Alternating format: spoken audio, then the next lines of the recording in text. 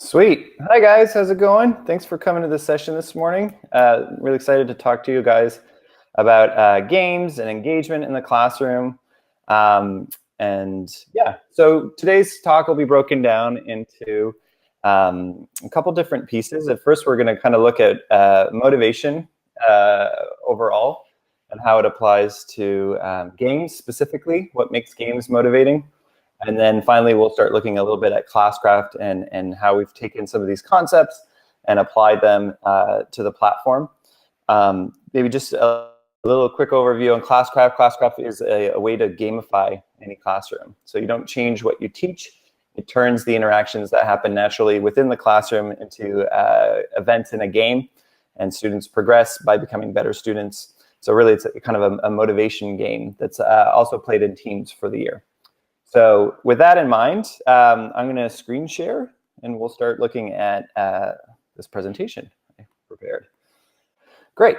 So using games to redefine the learning experience. So we know that the classroom right now is not the most compelling place. 87% or 86% of teachers cite classroom management as a top challenge faced by new teachers. 40% of students are chronically disengaged in school, and every year about 1.2 million students drop out of high school in the US. So that's about 7,000 students a day. So there's definitely an engagement problem. And the question that we ask ourselves at ClassCraft is, how can we redesign that experience of school? So if we think about how technology has affected a lot of different things that we interact with on a daily basis, you think of music. We listen to music on our phones, in our speakers or headphones.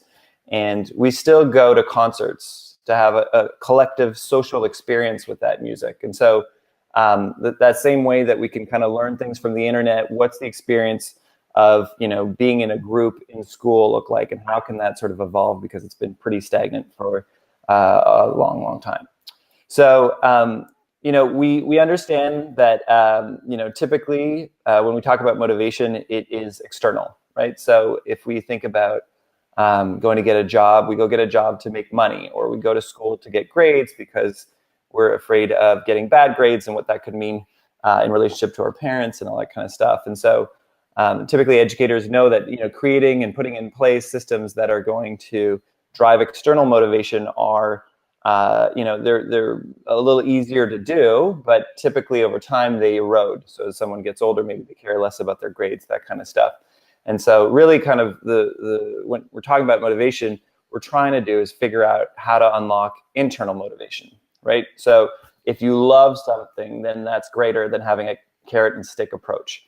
And so so there's a couple different factors in an educational context that really drive internal motivation. And so those are controllability, meaning, and competency.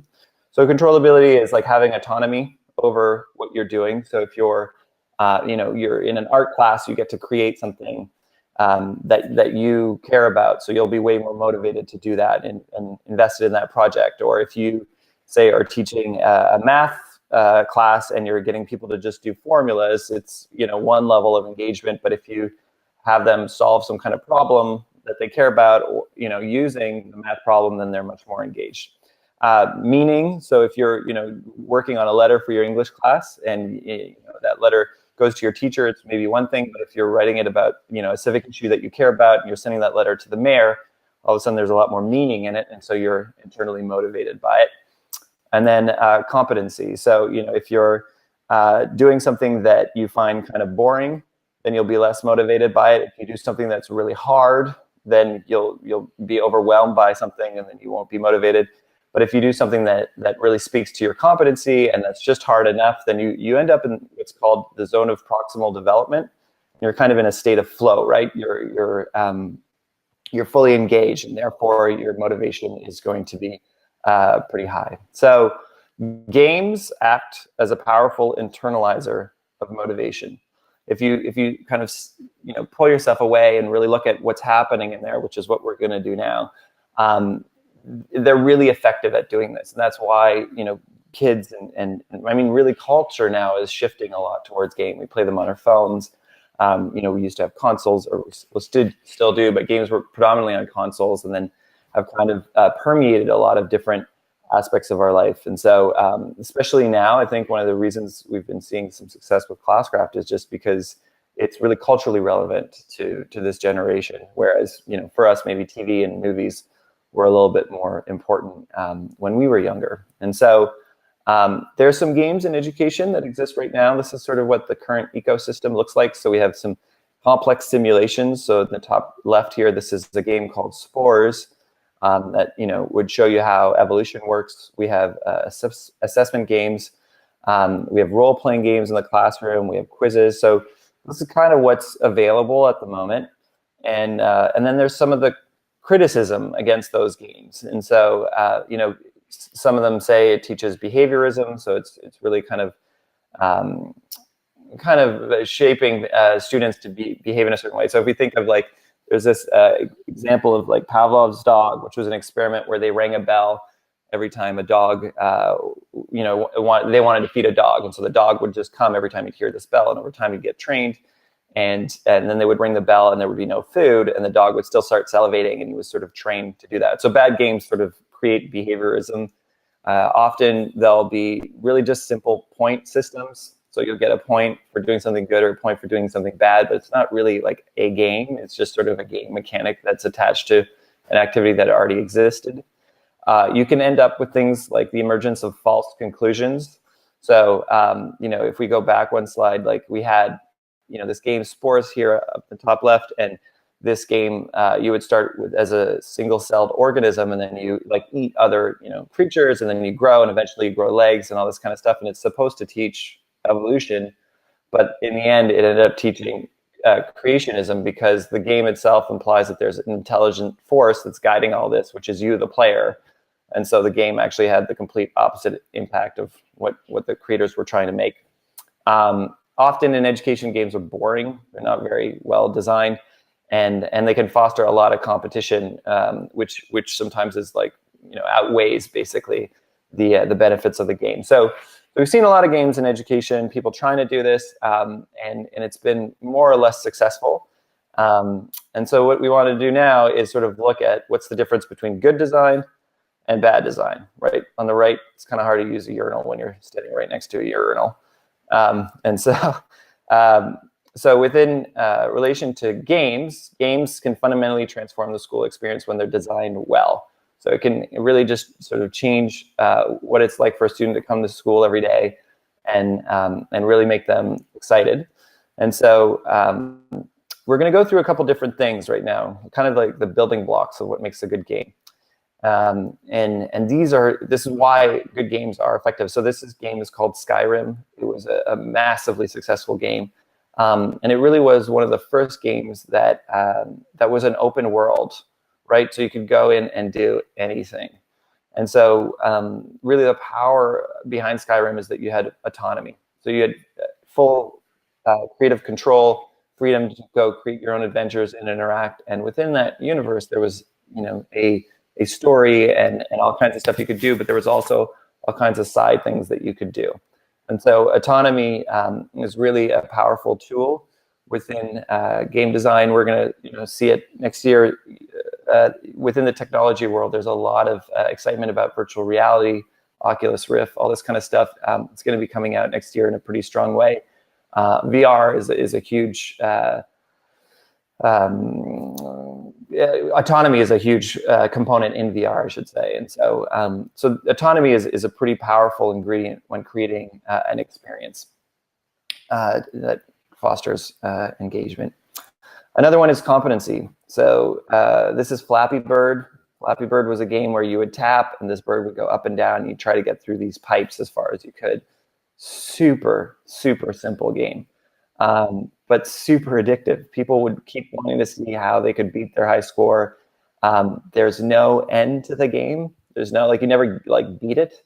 You just beat your own score and you're really playing against yourself, right? So another really famous competency game is Tetris. Tetris just gets faster and faster and there's no end, and people have spent hours and hours and hours and hours playing Tetris. And so what emotion sort of this elicits is, the further you beat your score and all that kind of stuff, you're developing self-worth, which gives you kind of a hit of dopamine. There's a satisfaction with that kind of stuff that really starts becoming something that you internalize. And when you fail, then it develops some anger, but anger like in enough of a proportion that you just want to come back to the game, not necessarily that you want to put it away. And I think that, like, you know, when we're designing sort of these experiences, ultimately the background or the context that it's an emotional thing. Really, we're trying to create experiences that affect us emotionally, and that's, you know, kind of create internal motivation. And so, you know, anger on its own might seem like a bad thing, but like just enough anger, it makes you actually want to come back and try it harder.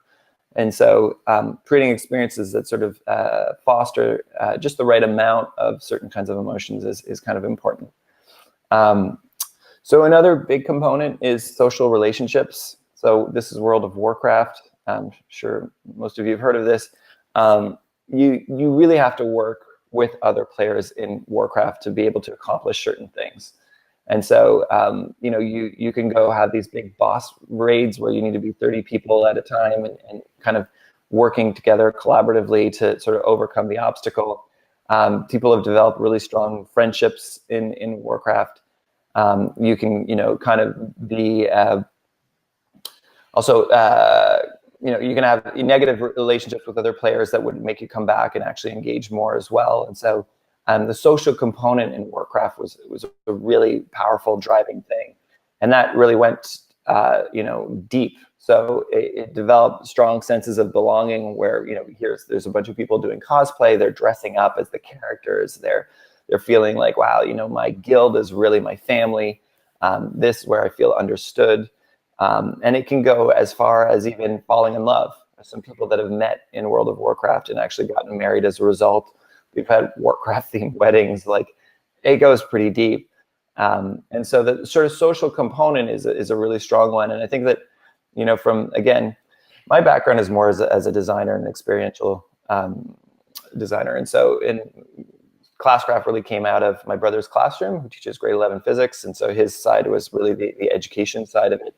And so his lens is a lot more kind of through the classroom, and mine's a lot more through design sort of side. And so I think that when we start talking about social relationships and designing experiences and emotion and all that kind of stuff, social relationships is kind of the most powerful way to create emotional responses to experiences, because you're dealing with another human. And so that means that there's more of a range of emotions you can have with another human, because they might react favorably or unfavorably to something you do and all that kind of stuff. And so it's very compelling if you can create strong social experiences. And Warcraft is a really good example of that. This is Super Metroid. This is an older game. Super Metroid was a game about discovery. So you're this explorer and you're going on this alien world, and you would have to go through all these different mazes and stuff, and you'd find something that would unlock something at the other side of the maze. That whole game was based off of discovery. And so that elicits, you know, very primal kind of responses around curiosity, wonder. What happens now? Oh, this is cool. This weapon does this thing. And so that's another really important piece. The element of surprise is an amazing thing in creating experiences. So this is Grand Theft Auto. This was a very, you know, big game the last couple of years. It's a huge world, a little bit like Skyrim. So there's autonomy, you can run around and all this kind of stuff. But one of the things that they did really well in Grand Theft Auto is that they put in what are called Easter eggs. So like surprises that you wouldn't expect at different times. So in the game, you steal cars, you kind of have this sort of gangster life. It's a little bit controversial for that. But sometimes in Grand Theft Auto, you would steal a car and then the screen would go black. And then it would fade back in and you would be naked, tied up on railroad tracks as a train's coming towards you.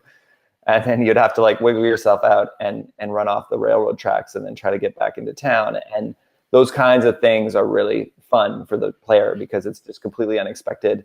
And there's a certain element of delight and danger. And as a result, your senses are a little bit more heightened because you don't know what can happen next. Another really important component to games is feedback. So this is Diablo 3. It is one of the most intense games from a feedback standpoint. So in the center here, we have a character, and he's fighting off all of these, monsters and things. And so you're seeing gold fall, you're seeing points happen, you're seeing monsters fly off and get killed. And so the more feedback that you have, the more engaged you get. And that's, I think from just a cultural perspective, if we think of just this current generation of students with phones and all this kind of stuff, and really just anybody, we're really used to getting a lot of feedback and stimulus now. So we'll get a lot of pings on Facebook or Twitter or whatever, emails coming in, text messages. We're kind of used to being stimulated a lot. And so as a result, experiences that are engaging require a fair amount of feedback in a consistent manner. And these things indicate to us danger, progress. And so we kind of know where we are at all times as we're going through an experience, which is really important in just sort of designing some kind of experience. So feedback is really important. This has evolved, in video games specifically, not just from the experience on the screen, but the physical experience as well. And so if we start from the top left to the bottom right, we start with Pong. We're getting sounds, when it hits the paddle. And then the sounds sort of evolve and the visuals sort of evolve, and you end up with something like Mario, where you're bouncing around and there's music and stuff. And then we get to the point where the Nintendo 64 came out with a rumble pack. And so your remote would shake when something would happen on the screen. So now you're having like this physical kind of experience with the interactions. And then Nintendo's particularly good at this. They evolved that to the Wii. So now you had a remote, and how you moved your hand and, did different things. It would buzz or it would interact on the screen. That then evolved. Microsoft came out with the Kinect. And so that's a body sensor that sees how your body is shaped and moving, and then will interact on the screen. And so, the more and more this goes, the more physical it gets.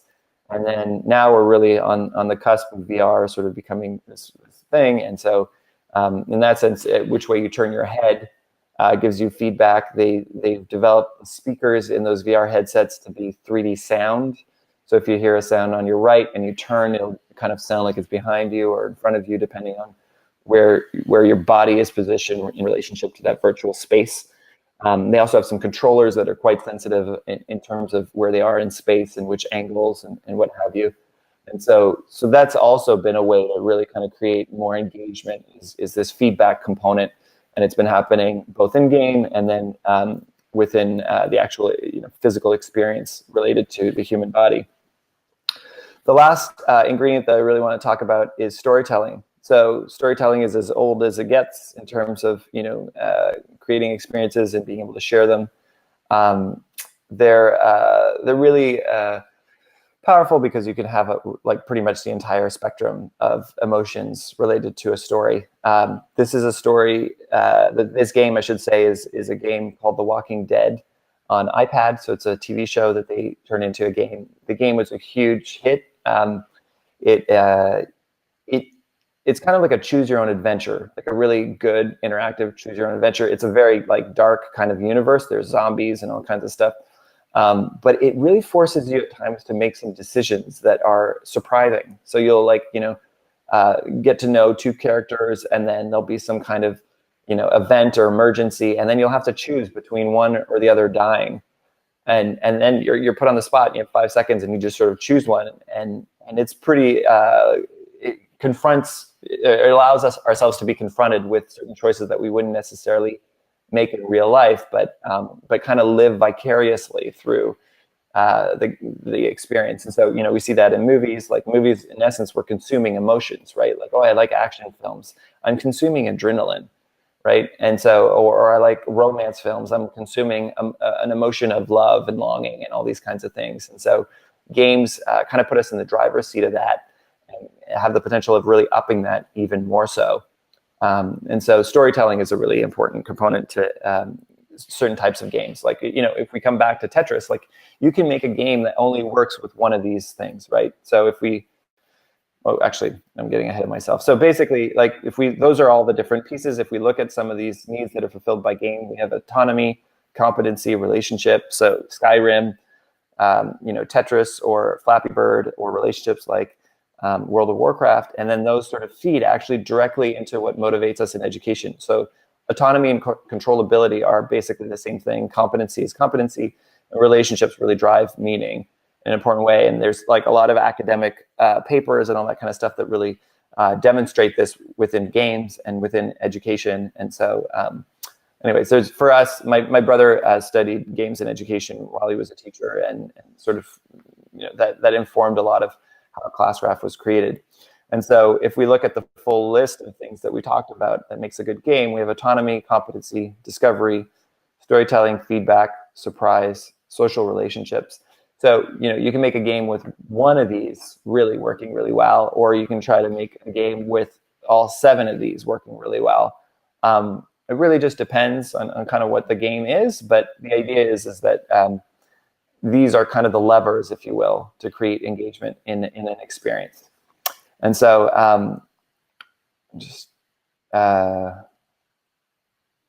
oh, my slideshow froze. Sorry, guys.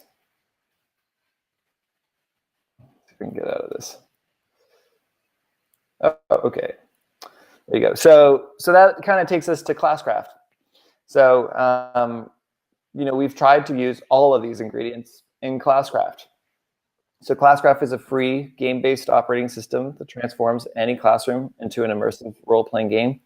It's designed to increase student motivation, foster collaboration between students, and to make classroom management for teachers really easy. Maybe just a little bit of background on the project itself. I've been working with my brother for 10 years. I'm a creative director in New York, and he's a teacher up in Canada. And he and I both really had challenging experiences in school. So you might not be able to tell by this, presentation, but I'm like 6 feet 5 inches. Like I'm a really tall, kind of big human. But I got picked up on a lot in school. And then my brother was really smart, and he was really bored in school. Just like knew most of the answers and where he was going, and just felt like it was a bit of a waste of time. And so that led him into teaching, led me into the arts. And he got a degree in physics and then a degree in education, and then started teaching. So I would get gigs in New York, and I would hire him to do the programming for these websites that I would get. And I would design and work with the clients and stuff. And so he was working 30 hours a week up in Canada. He really loves teaching, and then would supplement his income by doing some programming. And because of that, he could code. And so he started. My slideshow is a mind of its own. Sorry, guys. I think my computer is just struggling a little bit. So just keep going with my story, but you're getting a preview of what's to come, unintentionally. And so basically, he started. I'm going to try to restart this really quickly. He started making games in his classroom, and those games kind of took a lot of different forms, and eventually he realized that really what would be fun would be to make a role-playing game. And so he decides, we'll give points for becoming a better student, and we'll get powers when you level up, and those powers will be real. So he makes this game, and after a few years, he's got an intern who's like, hey, it'd be really cool to do this in my classroom. Do you mind? He's like, no, not at all. And over the course of the weekend, it's like, hey, maybe I should make a website and just put the rules of what I did online. And in a day, 130,000 people came to that website. And it went viral on Reddit. Some reporters started reaching out, and he calls me up and he's like, I don't know what's happening right now, but something is happening. And would be, maybe we should do something with this. And so that was, 2.5 years ago. At a certain point, we brought our dad in to help with the business side of things, and we started making ClassCraft. And so specifically, my power or my keynote crashed, so I'm just going to give you guys a live demo. You guys can see my screen, okay? Great. So ClassCraft. In ClassCraft, every student has a character. And the reason that a student wants to play is that they get these powers. The powers are real. What that means is that the hunting power lets you eat in class. Ambush will let you hand in an assignment a day late, or counterattack will let you ask a question on an exam. So real things. We're not talking about, hypothetical badges or any of this kind of stuff. There's a real direct impact on the student's life when playing. I need to preface everything that I'm going to show you with all of this can be customized. So, if you don't allow eating in your classroom, or you can't ask a question in an exam because that would get you as a teacher in trouble, you go in here and you put something else in. You figure out what gets your student motivated. You can even figure out what the power should be with your students, which is a really fun way to sort of roll it out. So just keep that in mind as we look at this stuff. So you're here and you're getting real powers by playing this game. The way that you get those powers is by getting experience points, so XP. So we use in ClassCraft all the different points that you would typically find in video games. So most students will kind of understand this, and culturally, they're used to these terms. So experience points are points that you get to gain experience. If you get enough of them, you level up, you go to the next level. And when you level up, you get more powers, right? You get a power or a point to get a power every time. So the way that you get experience points is you can put in, as a teacher, any behavior that you want to encourage in your classroom. So if you were, teaching Spanish, you could write, speaking Spanish, and you could give 100 points for that. And now you have a preset, right? So here, speaking Spanish is a thing that you're now giving points and incentivizing. So you give the points, this yellow bar fills up, and then as you go, you get more powers. The same is true the other way. So what I mean by that is here on the screen, we have a team. ClassCraft is played in teams. It turns basically going to school into a team sport. And so on your team, you may have, if you were, say, Andy, you may have Casey. Casey is very social. She loves to talk with her friends, but she, as a result, shows up late to class. And for that, there's a negative consequence, right? Or a negative consequence in the game. So another value is HP. So this means health points. And if you do something bad in the classroom, and as a result in ClassCraft, you lose health points. So she could arrive late to class, and then because she only had 1 HP, she could basically die in the game. We don't call it dying because we don't want kids dying at school, so we call it falling in battle. But the idea is that if you were to die in ClassCraft, you would get a negative consequence. So luckily for her, ClassCraft really fosters collaboration. A lot of the social things that we were talking about in terms of Warcraft and all that kind of stuff, they're really important here. So if, say, Casey is friends with Andy on her team, then Andy has a power called the Protect power, which means he'll take the damage for Casey's negative consequence and get points himself for doing something that's nice to someone else on his team. So he would get points for helping out Casey, right? And Casey's off the hook. She didn't fall in battle. If Casey were to show up and then after that not have her homework done, then she could lose points again. And at which point Andy is like, look, I can't save you every time. Like, you've got to get your homework done. And so she would fall in battle, and as a result would get a negative consequence. In ClassCraft, the teacher will set up a list of negative consequences. When a student falls in battle, it picks one at random. So this is where the element of surprise comes in and becomes really engaging. So typically we recommend having one really bad one and then one where you get off the hook. So nothing happens, which is really exciting when that happens. You feel like you won the lottery. And then the negative one, the really bad one, would be like, for my brother in his classes, he would have Saturday morning detention. And everybody was so scared of coming to school on the weekend that it really motivated them to really try to make sure nobody fell in battle. He played for 3 years and it happened once. So it wasn't a really big deal, but the benefit that he got out of his classroom was huge in terms of motivation. So for him, he felt like that was a really good thing. It could be anything. It could be baking, cookies for everybody in class. It could be having to get up at the front of the class and sing a song or whatever it is, but something that they don't want to do. And then the other component to falling in battle is that when someone does, they get a negative consequence for themselves, but it also hurts everyone else on the team. And this is really important. So what happens is that as a result, everybody's lost a little bit of life.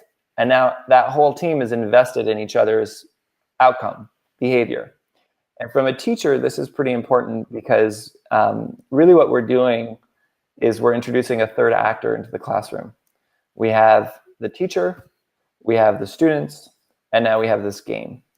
And the game basically is neutral. You can't get upset at it. You chose to play it. You know, like you're there and you're interacting. And so what the game is doing is encouraging and incentivizing students to be better students. And so as a result, when you have classroom discipline issues, you would end up maybe policing your kids all the time. Now the game is sort of encouraging them to police each other. So they'd say, Ruth, like, you know, be quiet, you're gonna get us in trouble. And as a result, you've now saved, you know, whatever, 30 seconds telling Ruth to just sort of be a little bit more attentive, and you can continue on with your lesson.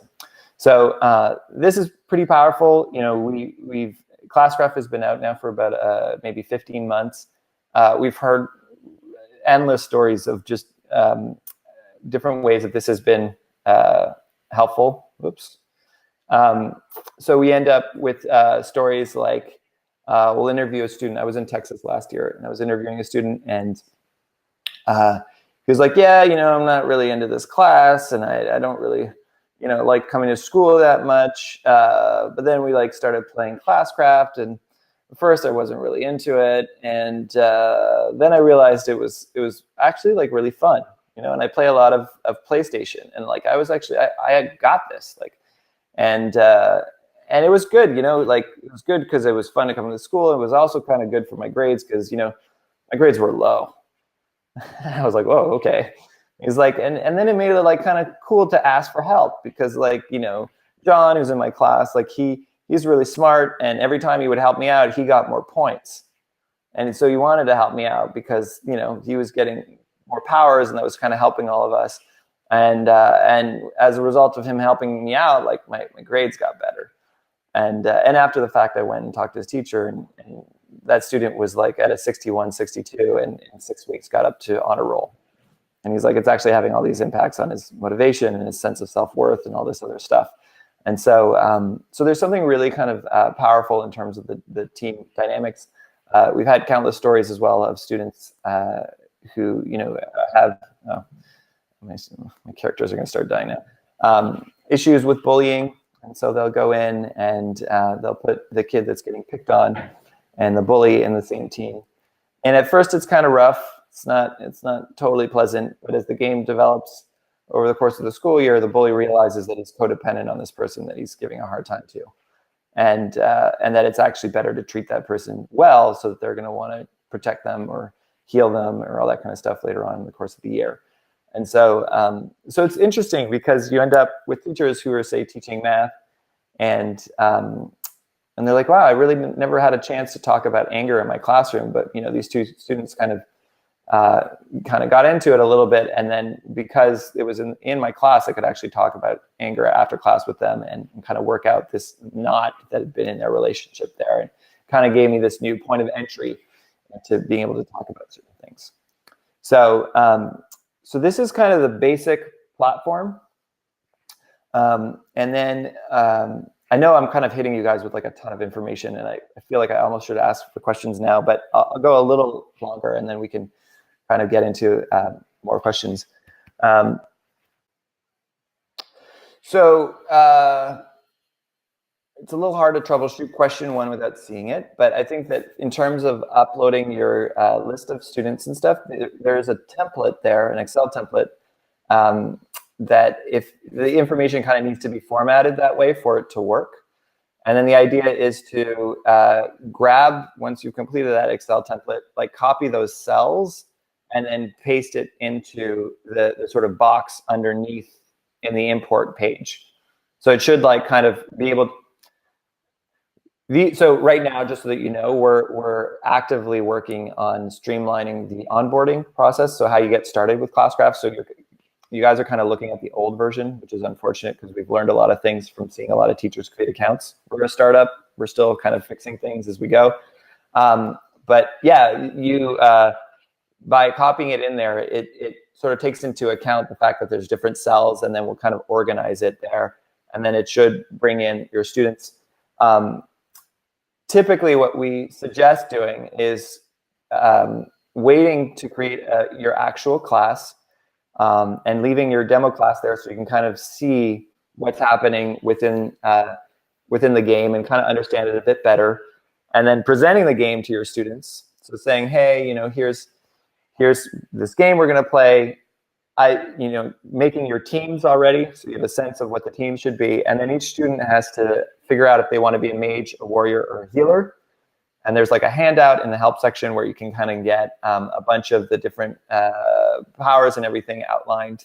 And then once they make that choice, you would then create your classroom. So you'd then create the characters, put in their gender.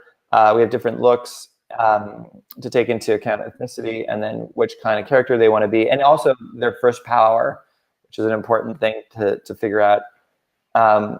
Something more to maybe add to that. So there's really nuances between mages, warriors, and healers.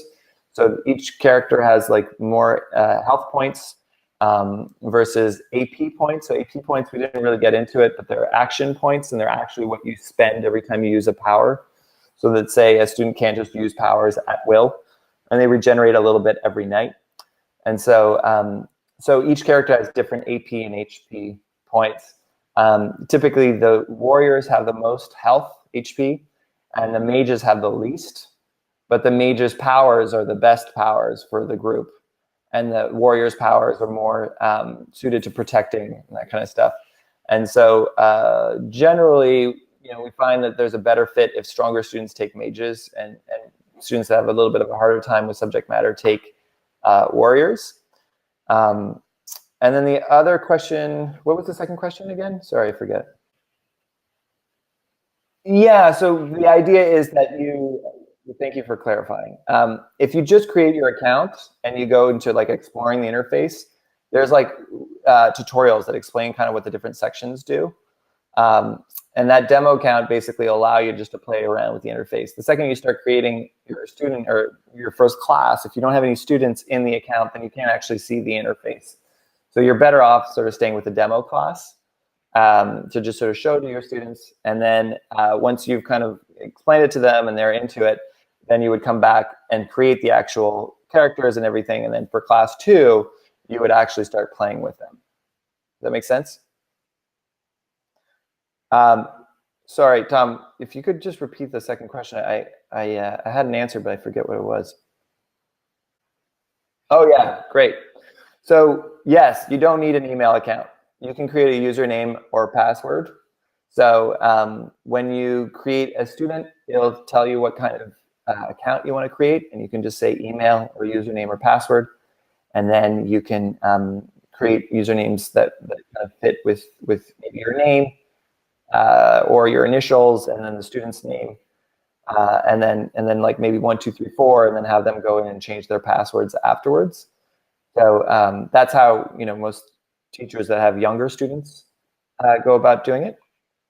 Yeah. Are there any other questions at this point? I mean, I think it might be interesting to just walk you through maybe more of the platform as you guys are maybe poking around or discovering it. Got it. Yeah, I got it.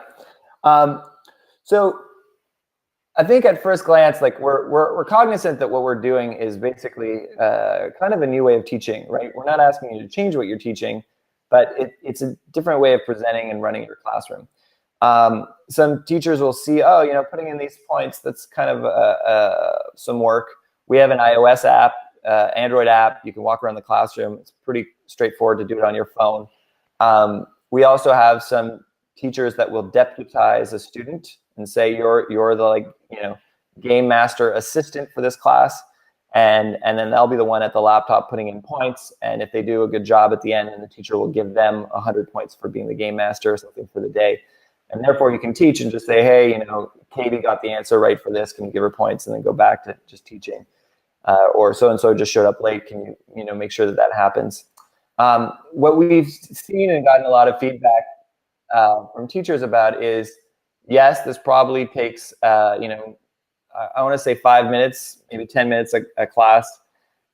But in terms of the amount of time it saves in discipline or getting people focused or excited, it actually saves more like 10 to 15. And so there's actually a gain in terms of time in the classroom. That being said, I think every class is different and every teacher is different and all that kind of stuff. So it's definitely something to experiment with. But for the most part, you're really using it to sort of augment what you're already doing. So it's not really more time. It's just doing what you're already doing, but a little bit differently in sort of this game-based way. Right. Right now, it's manually enter them. That's what we're working on at the moment. So I think regardless, you need to put in your student's name and last name and email. Like there needs to be some kind of check that the teacher is doing it themselves. So some of the stuff that we're going to have in the next month or month and a half is Google Classroom integration, right? So you can hit a button and it'll load in your class rosters. And as we go, we're going to start integrating with more systems and making that process a bit smoother. Right now, it is basically an Excel import. That's the fastest way to do it. We have one of the things that we're really kind of surprised by is that when teachers start playing ClassCraft, there's kind of a back end for teachers, and there are forums where the teachers can interact with each other. Last year, we had over 100,000 posts, teachers just meeting each other in different places in the world and sharing ideas about how they use ClassCraft. Some of them made Google forms so that they would send the Google form to the student. The student would log in, put in their name, their username, like all that kind of stuff. And then the Google Forms would compile it into an Excel doc that they could then import pretty easily. So that's sort of been the workaround that teachers have found right now, is sort of using Google Forms. But yeah, for now, that's unfortunately where we're at, and we're very clear that it's a pain point in the process, and we're working on it at the moment to fix it. So once you have this sort of framework of students, teams, points, you kind of have the foundation to a house. And on top of that, you can do all kinds of really fun things. So can you guys see my screen again? Okay, cool. So one of those things is called a random event, right? So we talked about the element of surprise earlier, and how powerful that is because you don't know what's going to happen. So every class in ClassCraft starts with a random event. This is what we recommend. You, as a teacher, want to hit this green button when the bell rings, and whoever's in your class at that moment gets the benefit or the negative consequence of whatever is going to happen here. This is a way to get your students to show up on time to class. And so when you hit this button, we've put 100 in here. You can make your own. It'll be things like today you get twice as many experience points for doing something good. Or all the mages for this class can't get out of their chair. Or the best player in the classroom, the one that has the most points, it loses points. Or things like this, like you got cursed by the crazy cat lady, and now everybody must end their sentence with a meow or lose 5 points, including the teacher. So this is now like a really funny math class, and the students are going to remember that class a lot more because there was this kind of twist to it. We've seen amazing things with this. So we had a teacher last year who made up an event, and it was related to daily pop quizzes that he was giving. And the event was, I basically won't shave my beard if one of you gets 100% on the daily quiz. This lasted 7 months last year, to the point where his principal crossed him in the hall and was like, "What's going on with you? You look like a homeless person. Like your beard is so long. I don't get it." And he's like, "Yeah, but at the same time, come and see my class average." And it was like in the high 90s. He's like, "My kids are eating this up. And so I'm just going to keep running with it." And the principal was really happy. So it's kind of interesting when you start looking at some of these game dynamics and the experience of classroom and all that kind of stuff, where this stuff can be pushed to and what impact culture within your classroom can have on achieving some of the goals that you might have from a more kind of academic perspective. So random events are a really fun thing to play with. Our goal later on in the year is to actually build this into a story mode where there'll be little chapters of a story. It'll be a little bit like a choose your own adventure. So, you met a king in town, and you as a classroom, do you want to go to this banquet that they're throwing in your honor? or not. And then as a result, you hit yes or no, and you get a consequence related to that. So it'd be some fun, like really short ways of doing like a minute or two at the beginning of class and injecting a little bit of storytelling. Another piece we have is a gamified LMS, or for your class content. So you can put in your assignments, videos, whatever you want. We're working on a homework piece that should be out in a week or two, where you'll get points for handing in homework. If you hand in your homework as a team on time, you get more points. So then students start encouraging each other to get their stuff done. You can give points for checking out different resources. And we also have a component in here where it's related to discussion. And so students can actually talk to each other, and you can give points based on that kind of stuff. So I think because I'm streaming and stuff, it's loading. Okay, here it is. So, you could, if someone say were to, if you ask a question and the discussion's happening either in your classroom or at home, you can kind of just come in and give some points to someone for answering a question correctly, right? And then if they say something kind of snarky or not helpful, then you can actually take away points for being rude within the comments. So this is kind of a way to bring your content in here. I don't know if you guys are using an LMS or any other systems. Plans later down the line will be to integrate with them, hopefully before the end of the year. But this is kind of a very stripped down LMS, and it's really easy to like create new posts. It's basically like making an email. So you just put like a subject or title to it, and then you can format things and insert files and different things here. Turn on comments if you want. So yeah, and then you can kind of go get other posts from other classes if you want. Even you have like the library of all the posts you created. So so the LMS is one way to augment and sort of give, if you will, your superpowers to your curriculum. Another aspect that we're really focused on is the experience within the classroom. So you're managing 30 students, you're a teacher. How can that be made to be more compelling? And so at a very basic level, we created things like timers. Hey guys, can you clean up the classroom within 2 minutes? And you leave us running at the front of the class, and then we're running around trying to get it done. And if they do, then you stop the timer and you can give them points. And that, by doing just that one action, I actually gave points to the entire class. So it's pretty quick. And then we've done some more complex ones of these. We've got a couple in the works at the moment, and we released one last week, which is boss battles, which is really pretty fun. So you can go and pick a boss, and then you can either have a team fight it, or a student fight it, or a random team or student. And so say if I were to take a team, the Happy Wildebeests, then they would square off against this boss, and the way that they fight is they answer questions. So you set up questions that are related to your curriculum. And so what is the capital of Italy? And then you ask the student what it is, and then they say Rome. And so they got the answer right. And when they do, then that damages the boss. And then over time, they get enough right questions as a team. So there's a different student now, but on that team, and they get the answer right. And so then this boss ends up dying, and then they get gold pieces or experience points, depending on what reward you want to give them. So this is another fun way of just doing formative assessment and kind of creating an exciting experience around it, rather than it being super stressful and all that kind of stuff.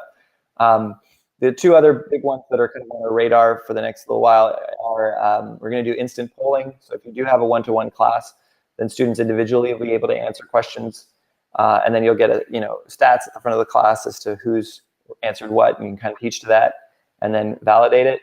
And then we're doing another one where we're actually using the mic in the laptop to pick up on how loud the class is getting. If the class gets too loud, then they could lose some points. So fun ways to interact with students here. And then the other stuff is kind of just more functional to the classroom. So I'll go through these quickly, but you can put in like grades from any exam that you would give and just translate them into points. So if you wanted to do that, you could do that. You can copy the values in as well from Excel, and give people points based on that. Here we have the Book of Laments. So this is all the negative consequences that have been accumulated within your class, just to keep track of them. We have messaging. So if your students have devices, you can send them messages one-on-one or group announcements or what have you. We also have a parent app, so you can communicate with parents through ClassCraft if you want to. Parents can log in at night and actually give some points to students for doing homework. If you want to do that, you can. Really, ClassCraft, like at the bare, I just want to iterate this, at the basic level, it's basically this game dashboard as a behavior tool, and that's all you need to use. These are really things that you can do in addition if you want to, but you really don't need to get a good experience out of the platform. And so messaging is in there, and then there's also analytics. And analytics is actually something that's been really powerful for teachers because you're inputting in these behaviors as a result of playing this game in your class. And that information can be helpful when dealing with a parent and being like, okay, here's kind of the average of the class, and here's your student, or here's the average of the class, I should say, and here's your student. And so some days, it's a little less, some days it's a bit more. And here are the kind of behaviors that are coming up on a regular basis, and here's kind of the negative stuff that's happening. And like, as we can see, like there's a bunch of different negative behaviors, but really more than anything else, Casey's arriving late to class. And I think that it's because she's social, and it'd be really great to work at that a little bit. But at the same time, like when she is in class, she's really social. So she tells really good jokes, and she really helps with the atmosphere in the class. And that's been really powerful. And so, there's good and bad sides to this, and this is when it's happening. And if you really had to get specific, then there actually is like you can set up a range and actually look at like, what happened over time in your classroom and what was actually, kind of going on for that student, and use that as a springboard to have conversations with parents that don't seem subjective, but that are actually rooted in what's happening in the classroom. And for parents, it gives them a better sense of how that's working. Obviously, for every teacher, their relationship with their parents is different teachers choose to do it different ways, and sometimes it can be a bit problematic. So this isn't something you're into, that's fine as well. But that's kind of the gist of it from the teacher perspective. This last sort of gear here right now shows you the teacher section, and in here we have a help section with a bunch of different stuff, videos, tutorials, all that kind of stuff. Here we have a community forum, so this is where all these different teachers from around the world are engaging. We have community people on our staff that answer questions that are here often.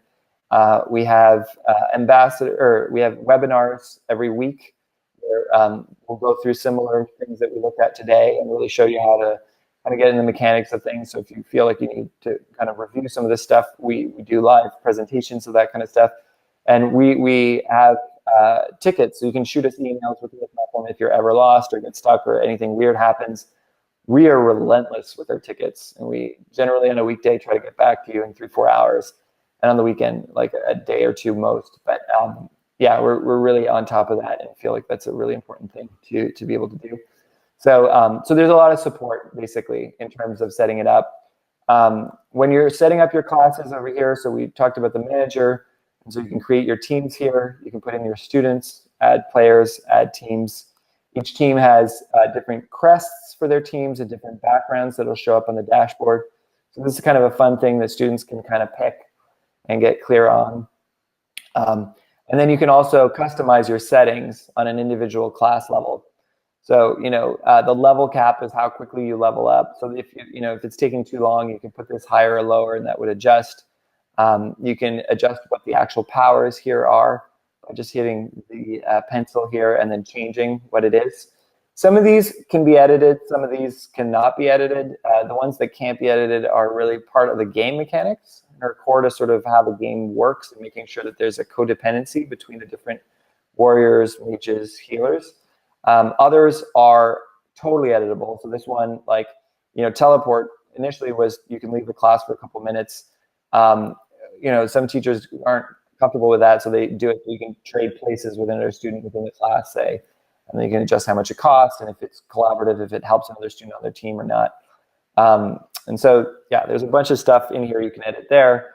Here's a list of events. There's only one for us because this is our demo account. We typically use this cat lady one as a thing, and then different consequences you can set up, and then your presets for the different behaviors you want to encourage and stuff like that. So those are kind of the core settings that you can kind of adjust back here.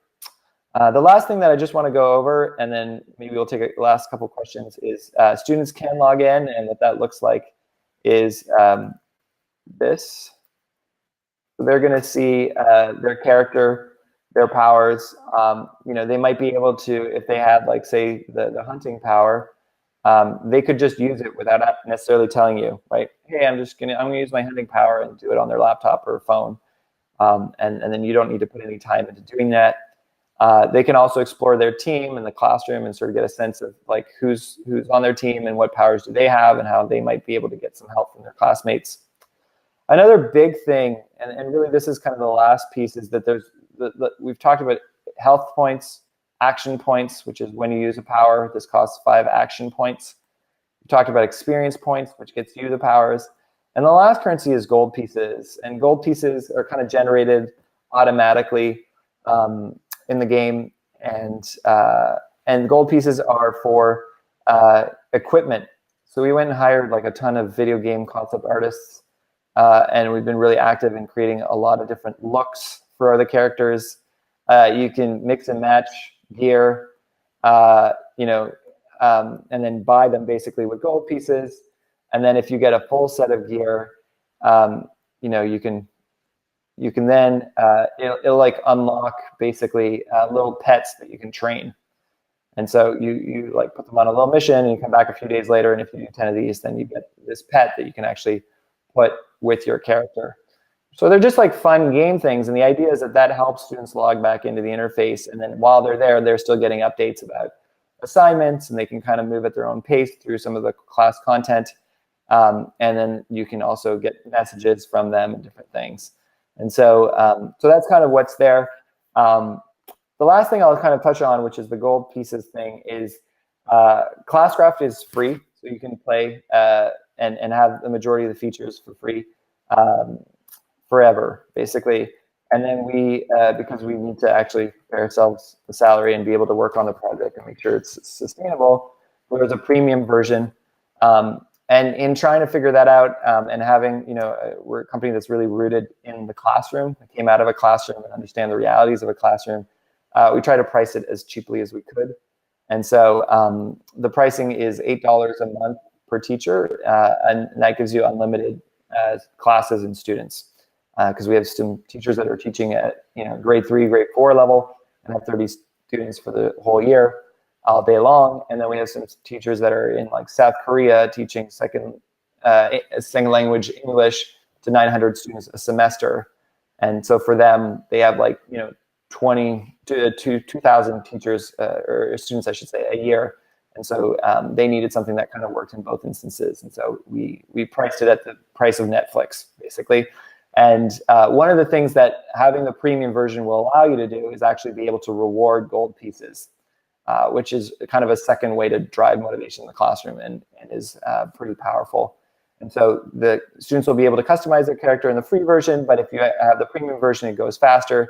And then, like, some of these features within, you know, the homework component will be kind of in the premium version. The bosses you can do, you know, you can do one. But if you wanted to save a lot of them, or have a bunch of different bosses, or, you know, have longer sort of epic boss battles, then you can get the premium version. And the idea is just like we want you guys to use it. We want you to get the benefit of it. And if it's really working for you, then it should be, you know, something that you'll see the value in and want to sort of continue and support. So that's it. That's all I've got for you guys. I know that there's been a ton of information. I hope that you're not overwhelmed. But yeah, I would love to, you know, if there's a minute or two, you got any last questions, I'd be happy to answer anything. Okay, thanks, guys. Well, good luck. And, you know, if you have any questions or anything, just ping us on the forums or in the tickets, and we're here to help you guys out. All right, take care. Cheers.